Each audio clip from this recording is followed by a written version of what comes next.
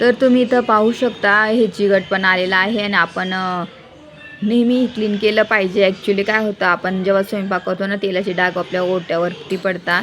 आपण असं kitchen clean करतो, पण असं चिकटपणा येतो. तर त्यासाठी काय करायचं, 8 दिवसातून किंवा 2 आठवड्यातून आपण किचन क्लीन केलंच पाहिजे. आणि चहा वगैरेचे डाग वगैरे हे आपण रिंग असते ना, त्याच्यामुळे दिसत नसतं आपल्याला वरती. तर त्याच्यामुळे मी काय करते, 8 दिवसातून किंवा 2 आठवड्यातून एकदा संडेच्या दिवशी ही कामं करते.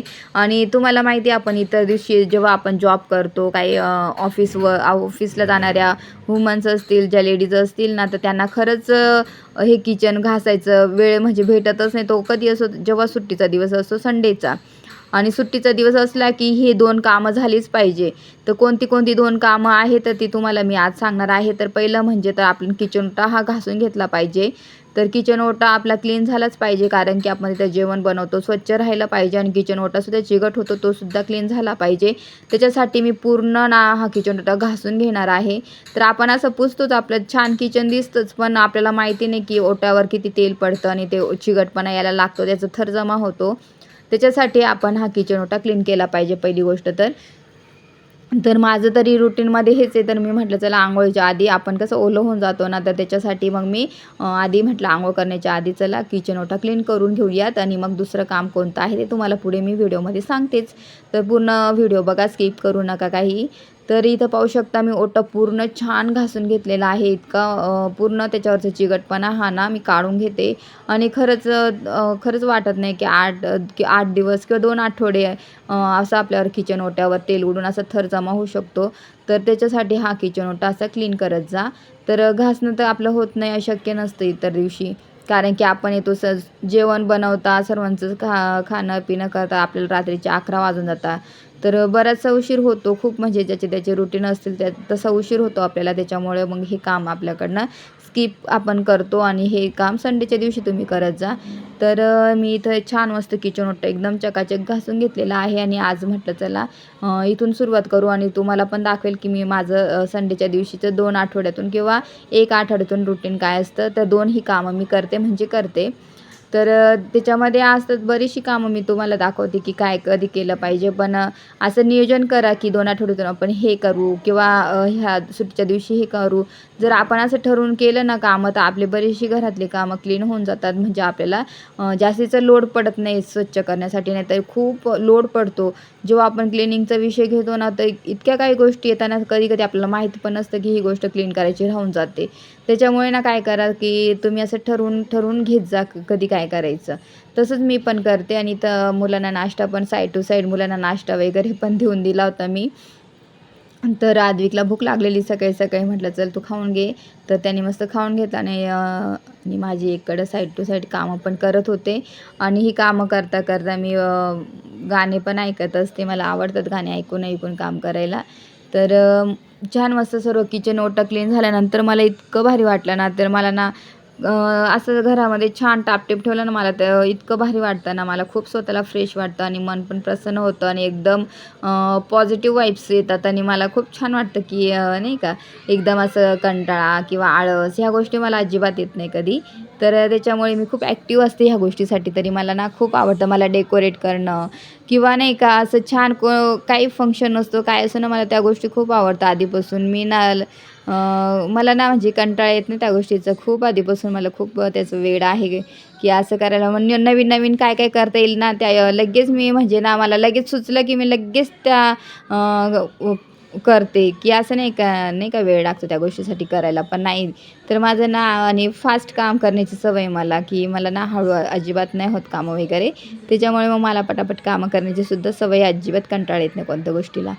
तर इथं तुमच्याशी बोलता-बोलता माझं हे एक काम पण पूर्ण झालं किचन ओट्याचं. मेन म्हणजे हेच होतं की मुलं झोपण्याआधी म्हटलं हे करून घ्यावं. आणि झोपण्याआधी सॉरी, ती मुलांना नाश्ता वगैरे किंवा झोपलेली होतीच दिशू वगैरे होता, आद्विक उठलेला होता. तर म्हटलं ही कामं होऊन जातील. नंतर मग गॅस आपल्याला लागतो दिवसभर, हे कर ते कर चालूच असतं आपलं कामं. तर इथे छान ओटा क्लीन झाला. मी माझे प्लांट वगैरे ठेवून घेते. तुम्ही पाहू शकता मस्त छान प्लांट ग्रीन झालेले आहे आणि खूप छान वाटतंय. आणि इथं माझं किचन ओटा इतका भारी चकाचक झालेला आहे, अगदी भारी दिसतंय. आणि तुम्ही इथं पाहू शकता आधी इथे ना थोडं तेलाचं असं चिकटपणा आला होता, तर तो सुद्धा निघून गेलेला आहे. तर पाहू शकता. नमस्ते नमस्कार. आपल्या यूट्यूब चॅनल सोनल लाईफस्टाईलमध्ये सर्वांचं हार्दिक स्वागत आहे. नवीन दिवसाची नवीन सुरुवात. तर तुम्ही पाहिलं मी सकाळी पूर्ण किचन घासून क्लीन करून घेतलं, कारण की म्हटलं किचन आधी काम हे सकाळी नंतर स्वयंपाकाची तयारी सुरू होते, नंतर जमत नाही अजिबात.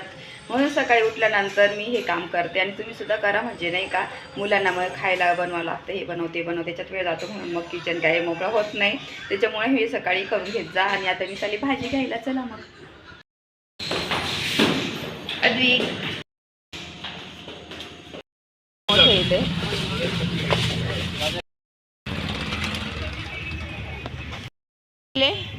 बटाटे 30 रुपये किलो आणि टमाटे 40 रुपये किलो, कांदे 30 रुपये किलो. 1 किलो भाजीपाला घेऊन आले मी, पटकन आणलं. आणि आता उद्या आद्विकची दिवशीची स्कूल पण स्टार्ट होते ना, मग त्यांच्यासाठी फ्रूट्स पण घेऊन आले.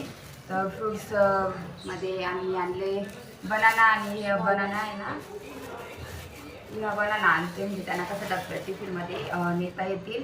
तर ह्या घेऊन आलेली आहे अर्धा किलो.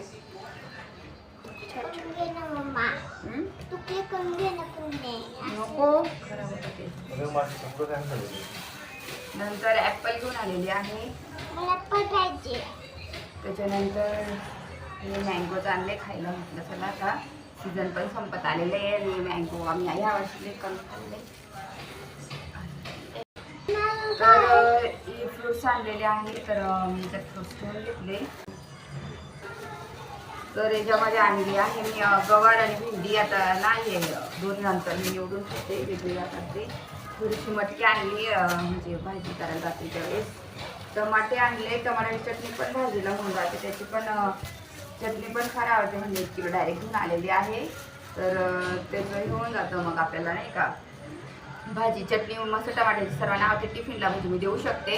टमाटे, गवार, मटकी आणि भेंडी ह्या भाज्या आणल्या. आणि अद्रक आणलंय थोडं,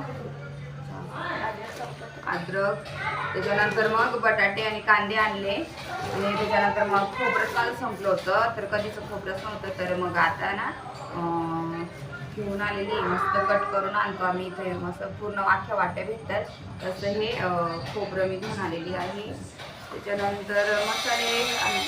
तर इथं बाजू खूप काम चालू आहे ना, तर आवाज येत होता, म्हणून मग मी ते म्यूट करून दिलं. आणि इथं तुम्हाला तुम्ही पाहू शकता मी मस्त छान हे मेन म्हणजे आपल्याला भाज्या लागतात टिफिनसाठी, तर त्या घेऊन आलेले आहे. तर मी सर्व भाज्या आता मस्त व्यवस्थित ठेवून घेणार आहे. तर इथं तुम्ही पाहिलं मसाले वगैरे सुद्धा मी घेऊन आले होते. आणि तर इथं ना कांदे बटाट्याची ट्रॉली आहे इथं ठेवलेली. तर मी लसूण तर आपलं माझ्या मम्मीने दिला होता तोच आहे. तर फक्त कांदे 1 किलो आणले, कांदे 1 किलो, बटाटे 1 किलो आणि टोमॅटो 1 किलो. ते जास्तीचे लागतं आपल्याला, म्हणून मग मी ते जास्तीचं थोडं घेऊन आलेले आहे.